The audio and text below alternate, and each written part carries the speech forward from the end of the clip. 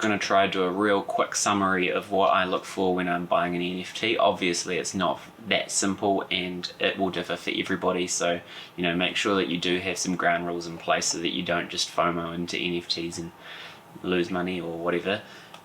Firstly, I mainly look for 3D modeled NFTs at the moment. There are obviously exceptions to that. I mean, I showed you in a video crypto toads or crypto punks and other 2D models like that are quite popular and seem to be doing okay. Some of them are also now releasing 3D models though, because the whole metaverse space is going to be big and open in 3D, so a 2D model is going to look pretty average in there. You might just have a wee picture of it on a wall in your VR or your AR house or whatever. Another big one is, where is the information about the NFT stored? You can't always find this out. Sometimes it depends if the contract's been released, which is another important one. If you know how to read the contract or the white paper, I would definitely recommend doing that. I don't, but often you can see on a Discord, people might comment if it doesn't look great or whatever. So where is the data for your NFT stored? Firstly, it could be stored on the blockchain with the NFT token, so it's all in one.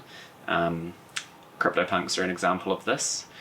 Secondly, it could be stored in a decentralized server, so you've got your NFT here and it's pulling the information of what it looks like. This is token 55, so it's going to a server and it's saying what's the information on NFT 55, and it's showing it there. So there's a small risk that if something was to happen to that decentralized server, your NFT could be worthless. But the more risky one is the information is stored on a centralized server. So that would be, say I made an NFT and I stored all the information about all these NFTs on my personal home computer, or my company's computer or server, and I controlled that completely.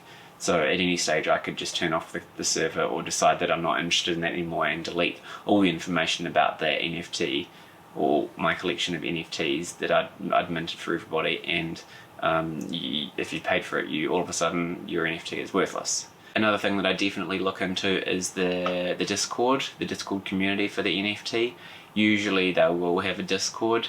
You can find that, you could just go onto their website and they should have a link to their Discord. It seems to be the way most people do it.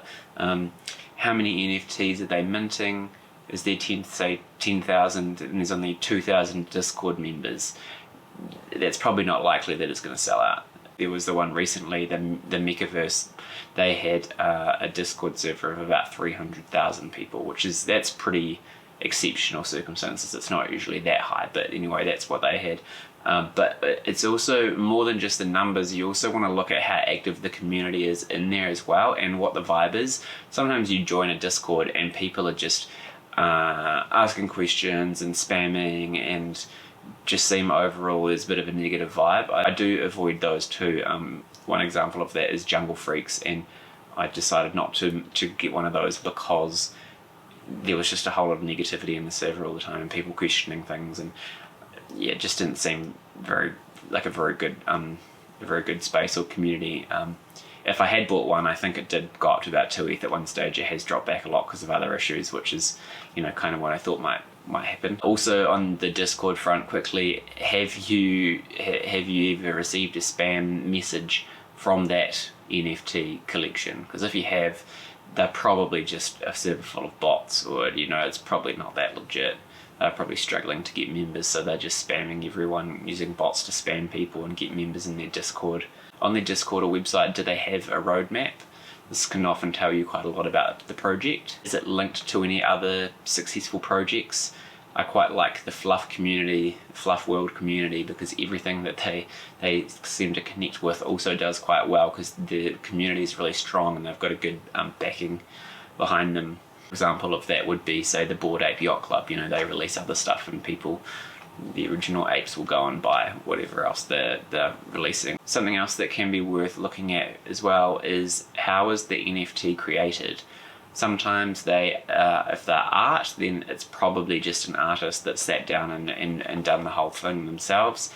sometimes, and that would be called non-generative because the artist has done it themselves. Or you can have generative where the artist may make traits, like he might make 5 different mouths, a couple of different eyes, you know, different colored hair or whatever, and then a computer program will generate the NFTs, and you could say, oh, I only want blue eyes to be in 3% of my NFTs, so that's, you know, they're picking the rarity of the eyes as well. So that's, yeah, all done on a computer, and that's a good chunk of them are done that way. Where do I find information about NFTs and upcoming NFTs? Generally Twitter. Sometimes you might on Discord, especially if it's linked to another project, but Twitter seems to be a pretty good space for that. There's sometimes like NFT calendars online, but I often find that they're just the more less popular ones. But, you know, if it's real big, like Mechaverse, that featured on Forbes a couple of times, and, you know, a bunch of other media websites. That's just a quick rundown on what I look for. There's obviously a lot more that you can factor in there, and definitely other things that I do factor into there too. But I just wanted to give a real quick overview of that.